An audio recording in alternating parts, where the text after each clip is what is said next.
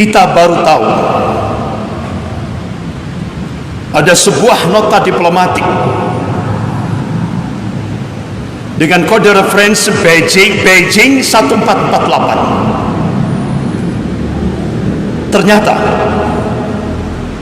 Kementerian Luar Negeri Amerika dan Kementerian Luar Negeri Cina sepakat untuk melakukan akselerasi menjadikan Indonesia menjadi sebuah negara sekuler. Cina untuk menghancurkan, melemahkan umat Islam di Indonesia, Cina melakukan strategi divide et impera, adu domba dengan biaya 20 triliun untuk menjadikan umat Islam sebagai musuh number one. Bahkan ulama mau disingkirkan, bahkan Presiden Cina Xi Jinping memerintahkan bulan September ini agar Indonesia menggunakan hard power lebih keras lagi terhadap umat Islam. Kita harus siaga, umat Islam harus siaga, jaga ulama karena mereka ditarget. Kita harus meningkatkan kewaspadaan karena bulan September mereka menggunakan hard power.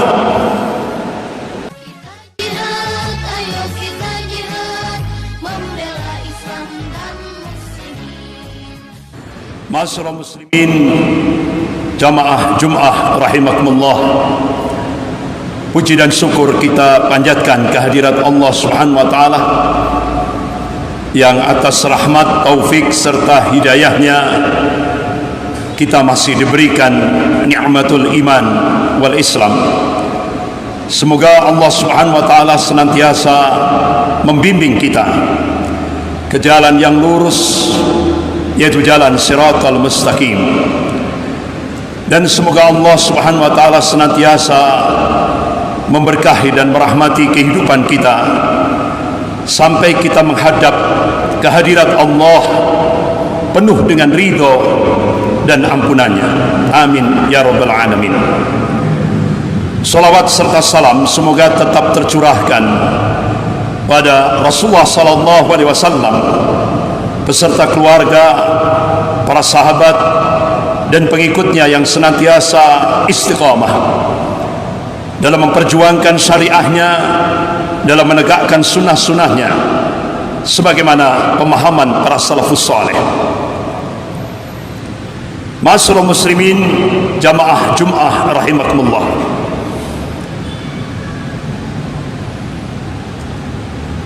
pertarungan ideologis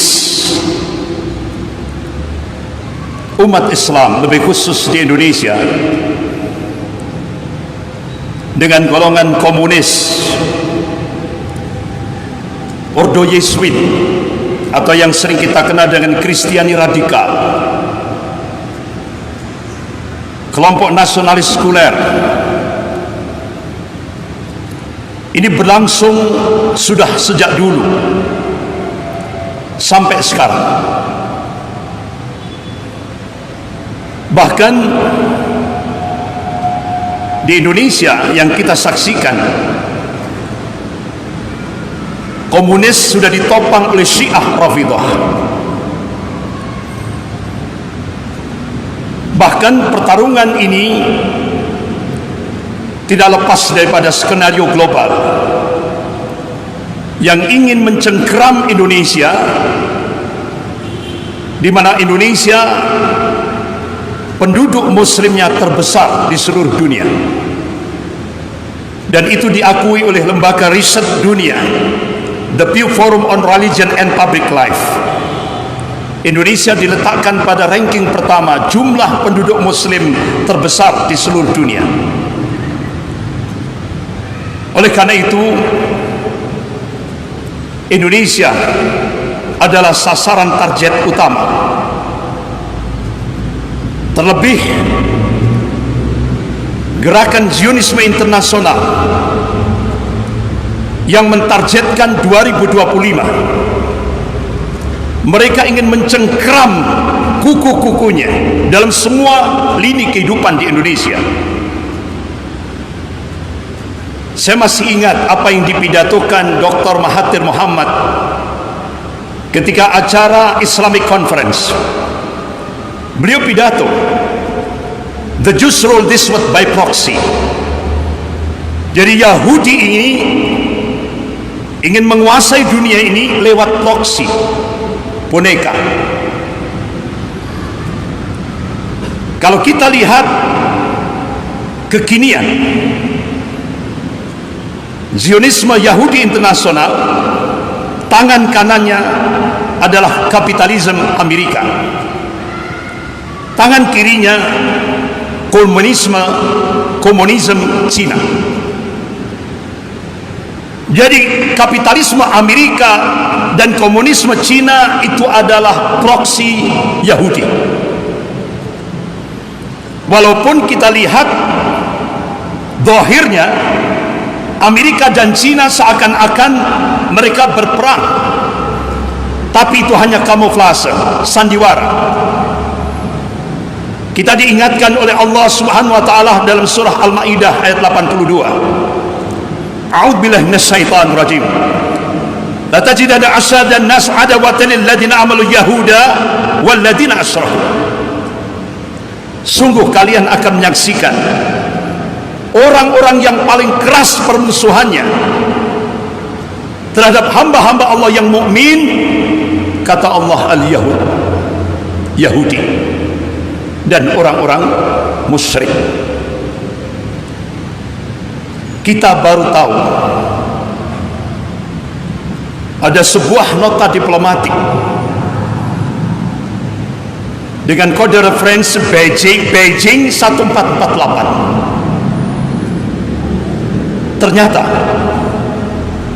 Kementerian Luar Negeri Amerika dan Kementerian Luar Negeri Cina sepakat untuk melakukan akselerasi menjadikan Indonesia menjadi sebuah negara sekuler. Ma'asyiral muslimin jamaah Jumat rahimakumullah. Bahkan Cina,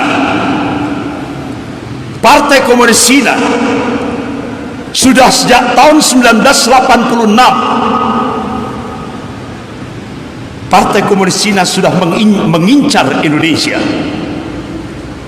Bahkan pada saat Kongres Partai Komunis Cina tahun 1986 itu,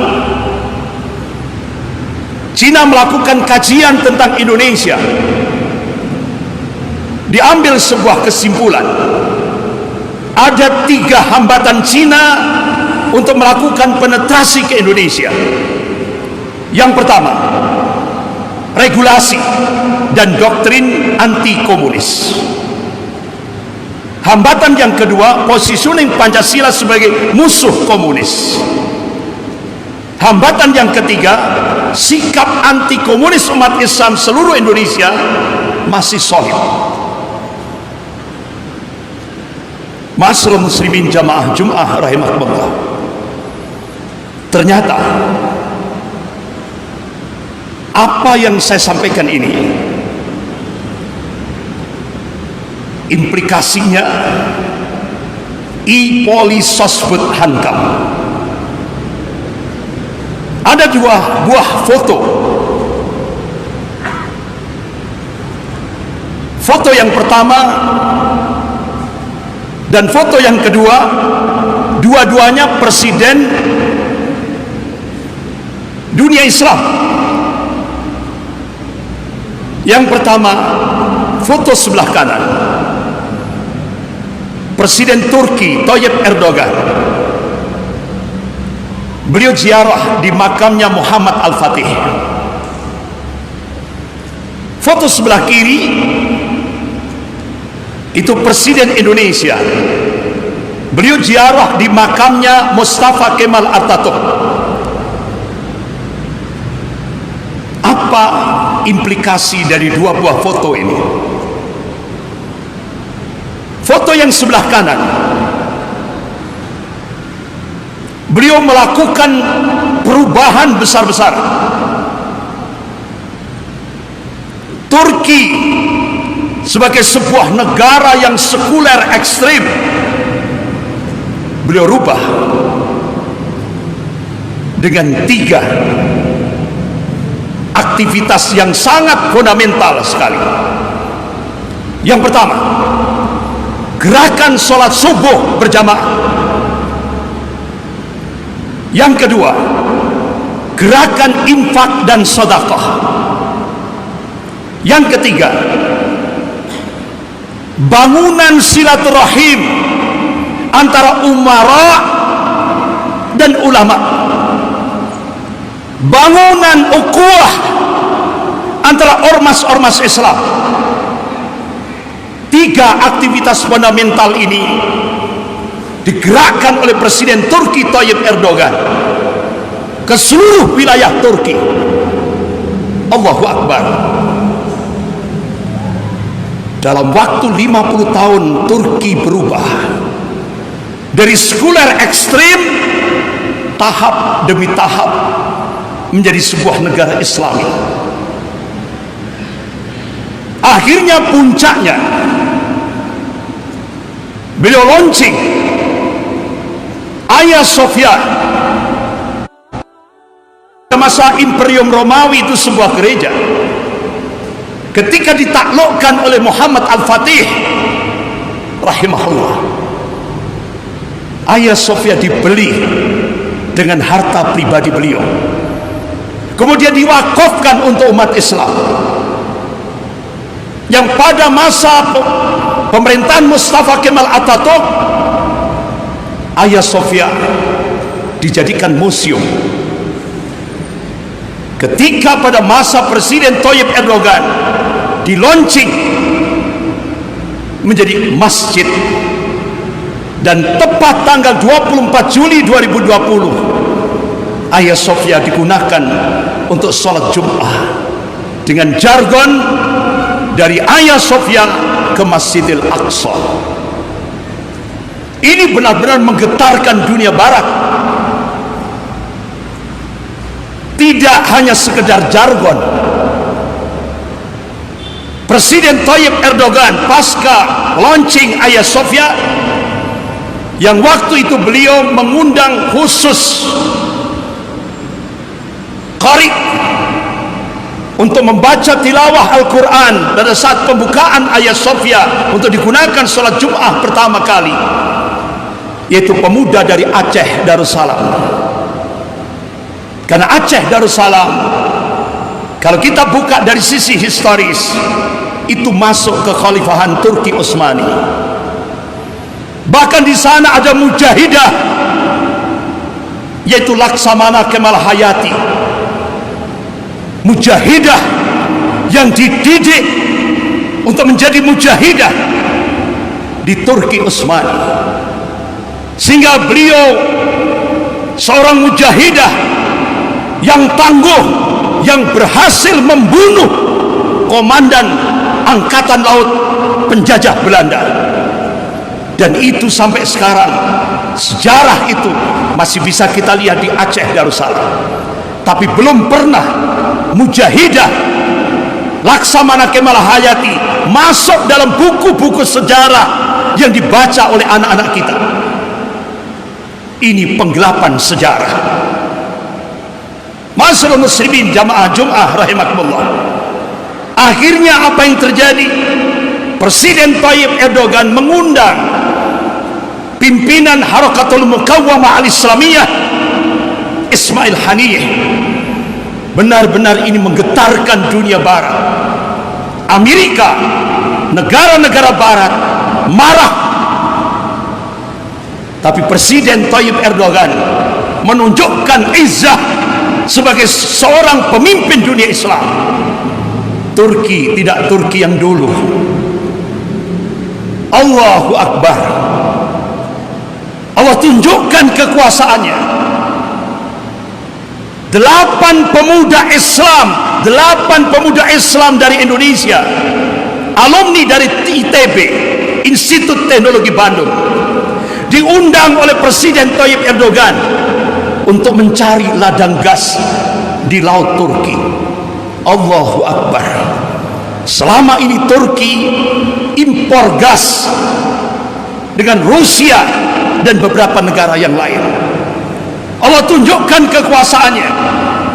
8 pemuda Islam alumni ITB, alhamdulillah biidznillah, atas izin Allah, berhasil menemukan ladang gas terbesar seluruh dunia yang debitnya pertama 320 miliar meter kubik, dan yang sebelahnya debitnya 800 miliar meter kubik,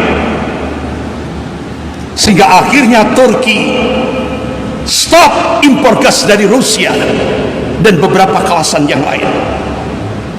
Luar biasa, Allah tunjukkan kekuasaannya. Allah berikan keberkahan ketika Islam dijadikan sebagai landasan dalam kehidupan berbangsa dan bernegara. Tapi begitu kita melihat foto sebelah kiri, implikasinya besar.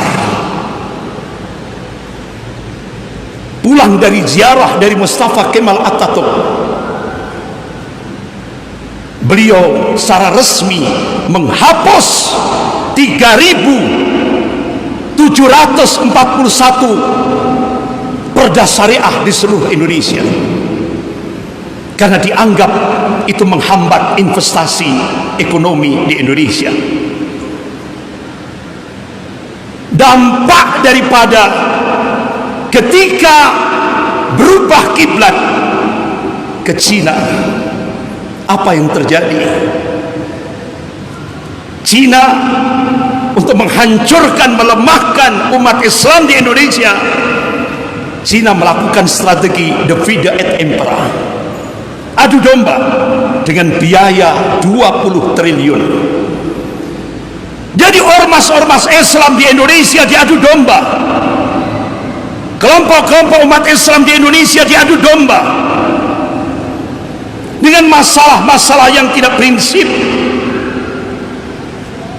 Bahkan media mainstream di Indonesia yang sudah dikuasai oleh Taipan digunakan senjata untuk menggerakkan Islamofobia dengan stigma Islam radikal.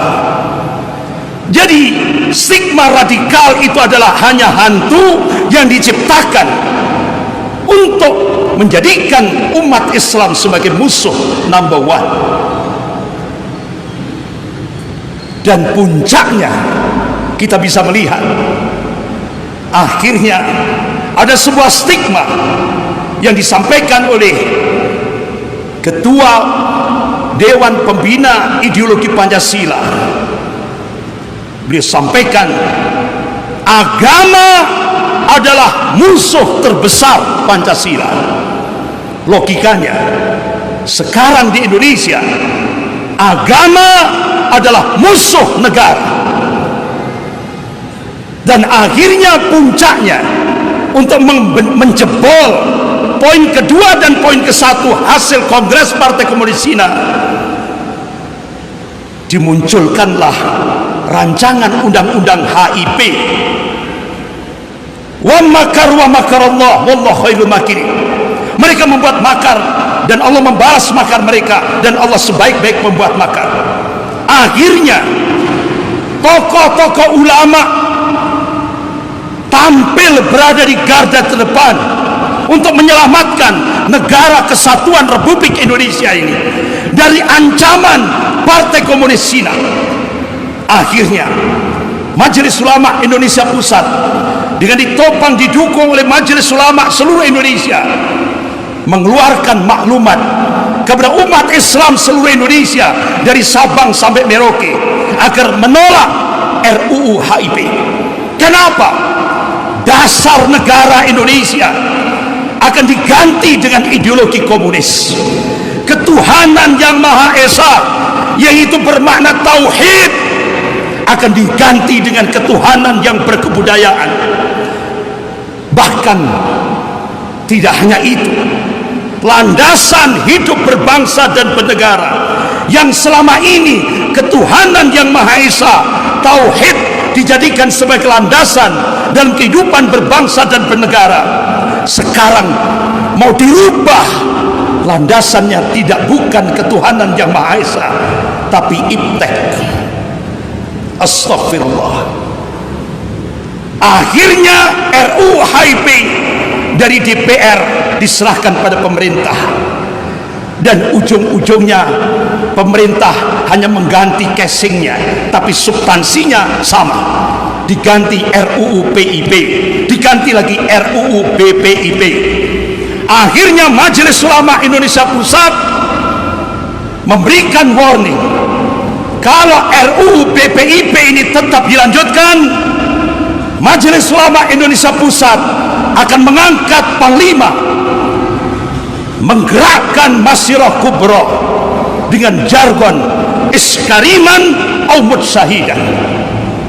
Bahkan yang apa dampak daripada peringatan dari Majelis Ulama Indonesia Pusat, akhirnya dari kalangan mereka mengeluarkan, bahkan dengan beraninya ketika dengar pendapat di parlemen, di DPR RI, kalangan mereka meminta supaya Majelis Ulama Indonesia dibubarkan. Astagfirullah. Mereka tidak ingat siapa yang berjuang sampai Indonesia merdeka. Ulama. Siapa yang merumuskan Pancasila? Ulama. Siapa yang mencetuskan NKRI? Ulama. Tapi mereka sekarang ingin mengkhianati perjuangan ulama. Bahkan ulama mau disingkirkan. Bahkan Presiden Cina Xi Jinping memerintahkan bulan September ini agar Indonesia menggunakan hard power lebih keras lagi terhadap umat Islam,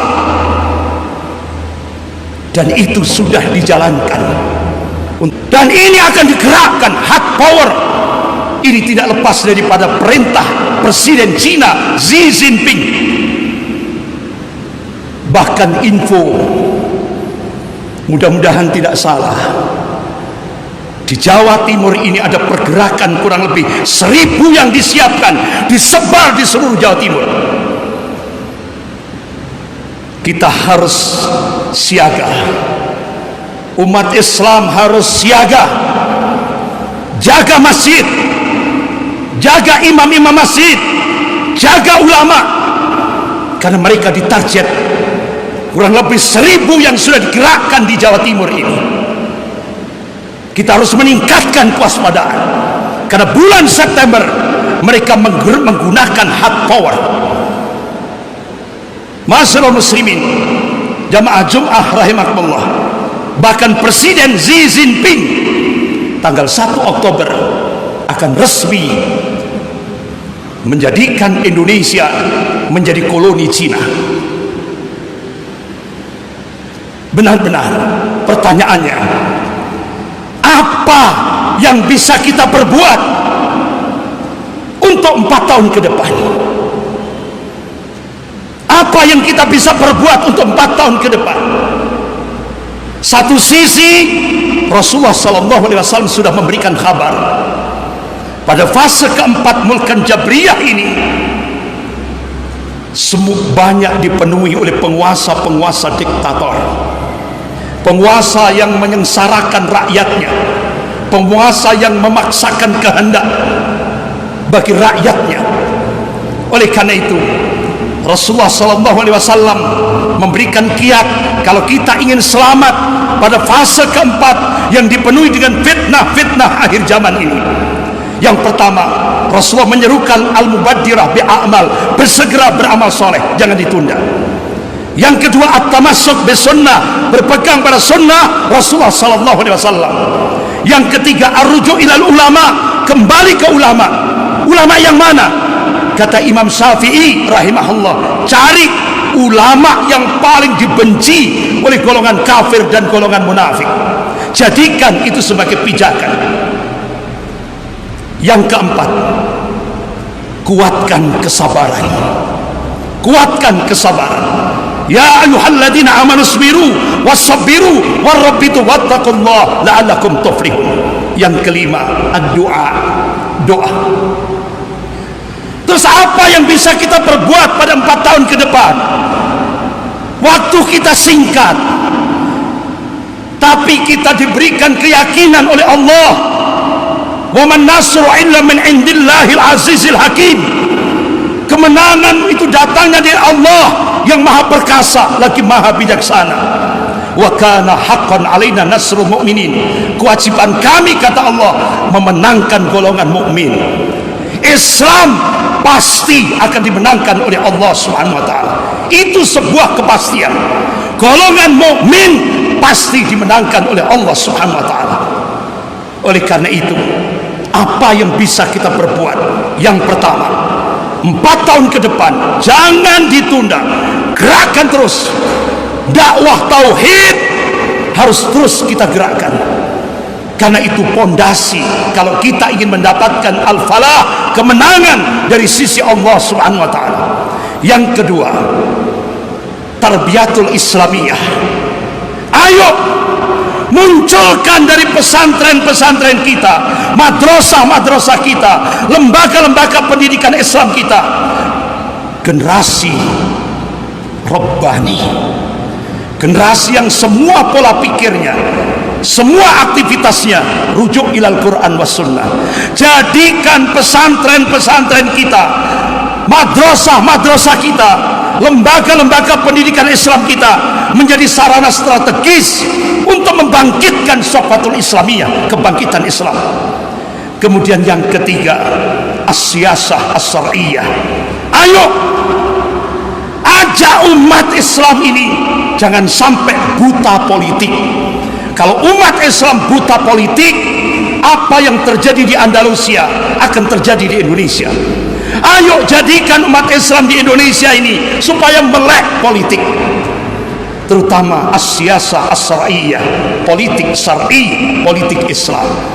Kemudian yang keempat, iktisadiyah Islamiyah. Ayo bangun kekuatan ekonomi umat.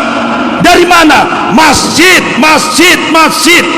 Dengan kekuatan jamaah, bangun ekonomi umat lewat masjid dengan kekuatan jamaah. Kemudian yang kelima, bangun askar Islami, bangun laskar-laskar Islami. Karena ke depan tantangan kita lebih besar dan lebih kompleks. Insya Allah 5 program ini Allah Subhanahu wa taala sudah berjanji, wa kana haqqan alaina nasrul mu'minin. Mudah-mudahan Allah Subhanahu wa taala memberikan keistiqomahan kepada kita semuanya. Mudah-mudahan Allah Subhanahu wa taala menjadikan kita semuanya menjadi ansarullah, ansarullah, penolong-penolong agama Allah sampai kita menghadap Allah. Mudah-mudahan kita diberikan akhir yang husnul khatimah. Barakallahu li wa lakum fil Qur'anil azim wa nafa'ani wa iyyakum bima fihi minal ayati wa dzikril hakim. Aqulu qouli hadza wastaghfirullah innahu wal ghafurur rahim.